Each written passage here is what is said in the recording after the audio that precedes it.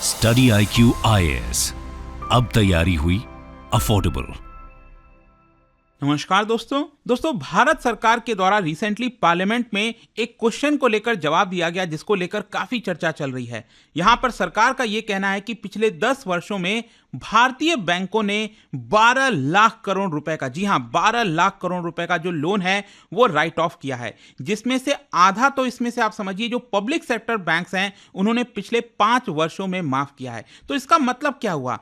कहने का मतलब यह है कि जब हम राइट ऑफ की बात करते हैं तो क्या जो बैंक राइट ऑफ कर रहा है वो अपना पैसा भूल गया? मतलब क्या ये 12 लाख करोड़ रुपए कभी नहीं आएंगे? इसका मतलब क्या होता है? वेव ऑफ और राइट ऑफ में डिफरेंस क्या है और कैसे ये किया जाता है, वो सब कुछ मैं आपको बताऊंगा। चलिए आगे बढ़ते हैं, लेकिन उससे पहले आप सबको बता दूं कि आप में से जो भी लोग यूपीएससी की प्रिपरेशन कर रहे हैं, कोई भी बैच आप लेना चाहते हो, चाहे वो फाउंडेशन हो या फिर प्रीलिम्स के लिए 2025 का एसआईपी बैच हो, सभी के लिंक कमेंट सेक्शन में है और आपको यूज करना है ये कोड अंकित लाइव, ताकि आप मैक्सिमम डिस्काउंट ले सकें। और इसके अलावा अगर आप एमसीक्यूज अटेम्प्ट करना चाहते हैं तो मेरे इंस्टा पेज पर जाइए, वहां पर स्टोरीज में जितने भी एमसीक्यूज हैं उसको भी आप अटेम्प्ट कर पाएंगे। चलिए शुरुआत करते हैं और सबसे पहले ये देखते हैं कि एग्जैक्टली हुआ क्या है। देखिए यहां पर सरकार का ये कहना है, पार्लियामेंट में क्वेश्चन पूछा गया कि आखिरकार भारतीय बैंकों के द्वारा कितना लोन राइट ऑफ किया गया है। यहां पर आप देख सकते हो बोला यह गया है कि 2014-15 से लेकर 2023-24 के बीच में, मतलब लास्ट ईयर तक अगर हम बात करें तो लगभग 12.3 लाख करोड़ रुपए का जो लोन है वो राइट ऑफ किया गया है, जिसमें से आप देख सकते हैं जो पब्लिक सेक्टर बैंक्स हैं जैसे एसबीआई, पीएनबी, ये टोटल अगर आप पब्लिक सेक्टर बैंक्स का देखो तो पिछले 5 वर्षों में 2019-20 से 2023-24 के बीच में 6.5 लाख करोड़ रुपए का लोन अकेले पब्लिक सेक्टर बैंकों ने माफ किया है। मतलब आप समझिए जो टोटल राइट ऑफ है उसका 53% सिर्फ 5 वर्षों में पब्लिक सेक्टर बैंकों ने किया है। और यहां पर अगेन आप देख पाओगे जो बताया जा रहा है कि जो लोन का राइट ऑफ है वो एकदम पीक पर पहुंचा था 2018-19 में। मतलब ये 12.5 लाख करोड़ रुपए लोन के राइट ऑफ की जो हम बात कर रहे हैं तो 18-19 में, ईयर 18-19 में 2.4 लाख करोड़ रुपए माफ किए गए थे। मतलब सबसे ज्यादा माफ 2018-19 में किया गया था, जो कि अगर हम बात करें लास्ट ईयर 2023-24 में ये अपने लोएस्ट लेवल पर आया है और 2023-24 में 1.7 लाख करोड़ रुपए का जो लोन है राइट ऑफ किया गया है। और ये मैं आपको बता दूं, हमारे देश के अंदर जो भारतीय बैंकों का टोटल आउटस्टैंडिंग है, मतलब जो भी लोन दिया गया उसका टोटल वैल्यू आप देख सकते हो, ये है करीब 165 लाख करोड़ रुपए। मतलब 165 लाख करोड़ रुपए में से 1.7 लाख करोड़ रुपए राइट ऑफ किए गए। इसका मतलब हुआ 1% ऑफ टोटल बैंक क्रेडिट। और साथ ही साथ अगर हम आज के डेट में पब्लिक सेक्टर बैंकों की बात करें, जितना भी क्रेडिट दिया गया है बैंकों के द्वारा उसमें से पब्लिक सेक्टर बैंक्स का हिस्सा 51% है, जो कि 2022-23 से एक्चुअली कम हुआ है, क्योंकि 2022-23 में इनका शेयर आपका 54% था, तो ये कम हुआ है। क्वेश्चन अब ये है कि आखिरकार कौन से बैंक ने सबसे ज्यादा लूज किया है पैसा। आप देख सकते हो पिछले 10 वर्षों में बताया जा रहा है कि एसबीआई, जो कि एसबीआई आपको पता है देश की सबसे बड़ी बैंक है बैंकिंग एक्टिविटी के टर्म्स में, यहां पर 2 लाख करोड़ रुपए इन्होंने राइट ऑफ किए हैं। पंजाब नेशनल बैंक ने 94,000 करोड़ रुपीस राइट ऑफ किए हैं। और सिर्फ अगर हम पिछले 5 वर्षों की बात करें, मतलब ये तो फिगर मैंने आपको बताया 10 सालों का, सबसे ज्यादा राइट ऑफ एक्चुअली पिछले 5 वर्षों में ही किया गया, 2019-20 से लेकर 2023-24 के बीच में, जिसमें आप देख सकते हो एसबीआई 1.46 लाख करोड़ है, पीएनबी 82,000 करोड़ है, union bank of India 82,000 crore, bank of Baroda लगभग 77,000 crore, bank of India 45,000 crore.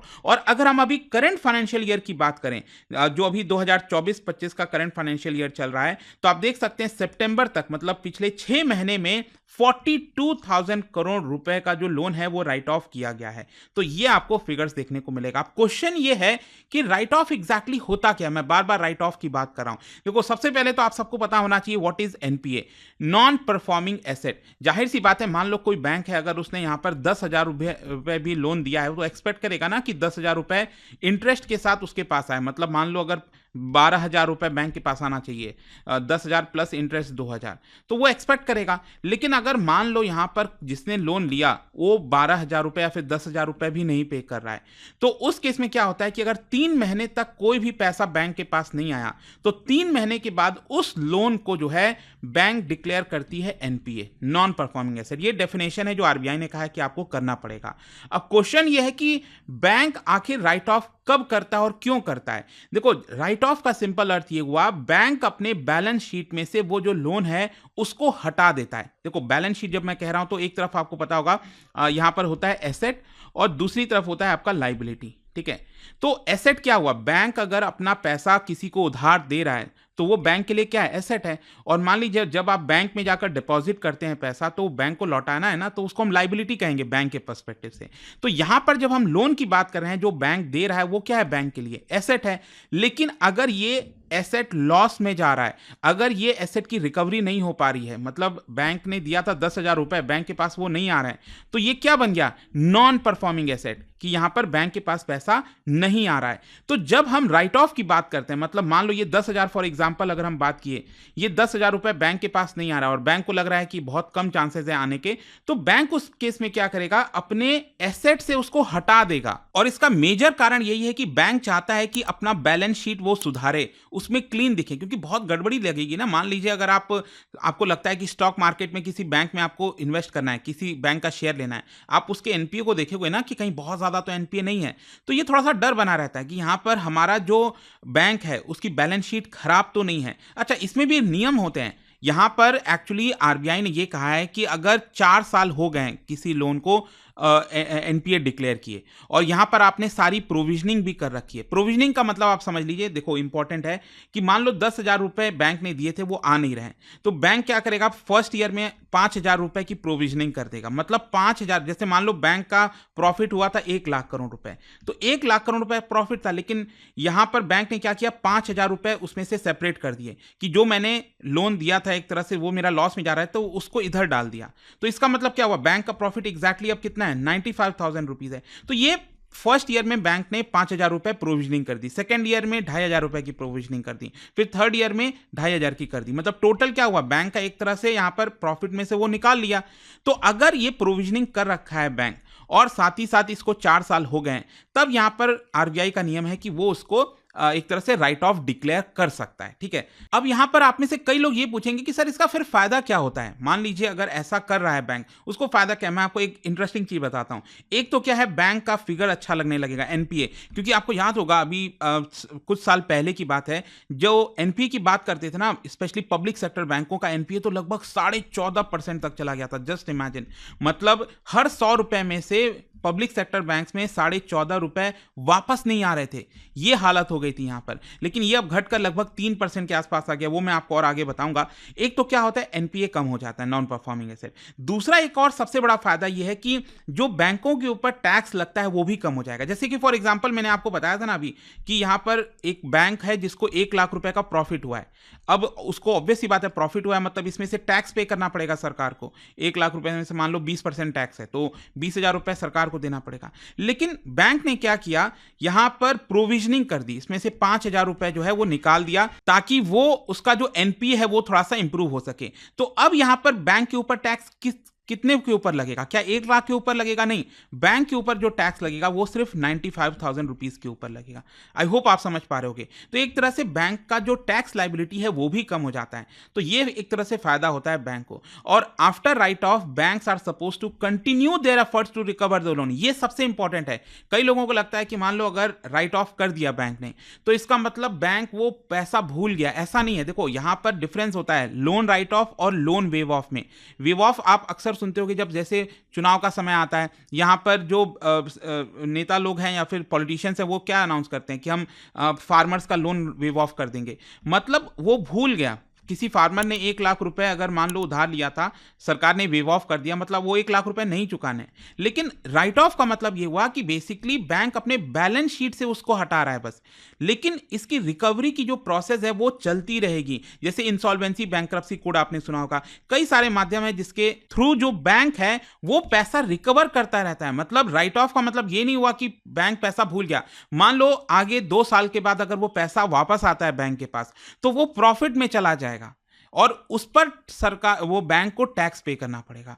इस तरह से पूरी चीजें वर्क करती हैं। आई होप आपको समझ में आ गया होगा। और जैसा कि मैं आपको बताया कि राइट ऑफ का जो डिसीजन है वो अल्टीमेटली बैंक का होता है, लेकिन आरबीआई ने कुछ नियम बना रखे हैं जो मैंने आपको बताया था, और जो बैंक की बोर्ड की पॉलिसीज है उसके आधार पर उनको चलना होता है कि क्या वो राइट ऑफ करना चाहते हैं कि नहीं। अब क्वेश्चन ये है कि मान लो राइट ऑफ कर दिया, क्या वो पैसा रिकवर भी होता है? हिस्टोरिकल डेटा क्या बताते हैं? देखो, हिस्टोरिकल डेटा अभी तक ये बता रहे थे कि रिकवरी काफ़ी कम हो रही है। जैसे कि फॉर एग्जांपल 2014-15 से 2000 फाइनेंशियल ईयर 2023 तक अगर हम देखें, तो पब्लिक सेक्टर बैंकों ने 10 लाख करोड़ के आसपास राइट ऑफ किया था, जिसमें से सिर्फ 1.6 लाख करोड़ ही रिकवर हुए, लगभग 15% के आसपास। लेकिन लेटेस्ट पीरियड का अगर आप डेटा देखोगे 2019-20 से 2024-25 तक, ये लास्ट फाइनेंशियल ईयर तक, तो करीब 5 लाख करोड़ रुपए की रिकवरी हुई है। और ये कहीं ना कहीं फाइनेंस मिनिस्ट्री का कहना है कि because of various things that government is doing, जैसे कि इंसॉल्वेंसी बैंक्रप्सी कोड लाया गया, रिकवरी लॉज में अमेंडमेंट किए गए, जो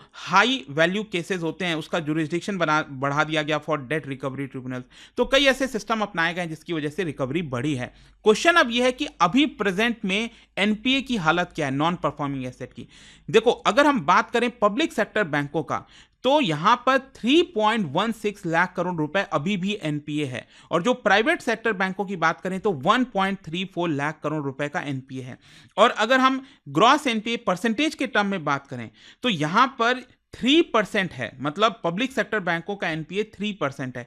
हर 100 रुपए में से 3 रुपए पब्लिक सेक्टर बैंक के पास नहीं आ रहे हैं, इसका मतलब ये हुआ। और ये फिगर मैं आपको बता दूं, ये करीब 14.5% था 2018 में। सोचिए कितना ज्यादा हुआ करता था, तो ये कम हुआ है एक्चुअली। और वहीं प्राइवेट सेक्टर बैंकों का भी 9-10% चला गया था, और ये घटकर अब हो गया 1.8%।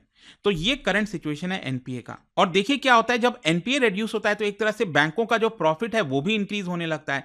तो यहां पर आप देख सकते हो 2023-24 में, लास्ट फाइनेंशियल ईयर में, आज तक का हाईएस्ट एवर नेट प्रॉफिट देखा गया पब्लिक सेक्टर बैंकों में, करीब 1.4 लाख करोड़ रुपए का। और अभी 2024-25 की बात करें, ये करंट फाइनेंशियल ईयर की, तो ऑलरेडी सितंबर महीने तक 85,000 करोड़ रुपए का नेट प्रॉफिट हुआ है। मतलब पिछले वाले साल को भी इस साल हो सकता है ये रिकॉर्ड तोड़ देगा नेट प्रॉफिट। तो आई होप कि अब आपको अच्छे से समझ में आ गया होगा इसके बारे में कि आखिरकार ये राइट ऑफ है क्या, क्यों किया गया, कितना किया गया। और जाने से पहले एक इंटरेस्टिंग क्वेश्चन इकोनॉमी से ही रिलेटेड, क्या बता सकते हो बैंक रेट किसको कहा जाता है? इन 4 ऑप्शन में से आपको बताना है, सही से इसको देखिएगा। और इसका जो राइट आंसर है आप सबको पता है, मेरे इंस्टाग्राम पर तो मिलेगा ही, वहां पर अगर आप नहीं हो कोई बात नहीं, टेलीग्राम से ले सकते हैं इसका सही उत्तर। मैं कई सारे जो एमसीक्यूज हैं वो यहाँ पर स्टोरीज में डालता रहता हूँ। अगर आपको पीडीएफ चाहिए तो टेलीग्राम पर आइए, अलग अलग सोशल मीडिया पर आप जुड़ पाओगे। और जैसा मैंने आपको बताया, अगर आप यूपीएससी की तैयारी कर रहे हैं, कोई भी बैच चाहते हैं, you can simply use this code Ankit live to get maximum discount. And I hope की वीडियो आपको पसंद आया होगा। मिलता हूं आपसे next time. Till then, thank you very much, see you soon. Study IQ IAS, अब तैयारी हुई अफोर्डेबल।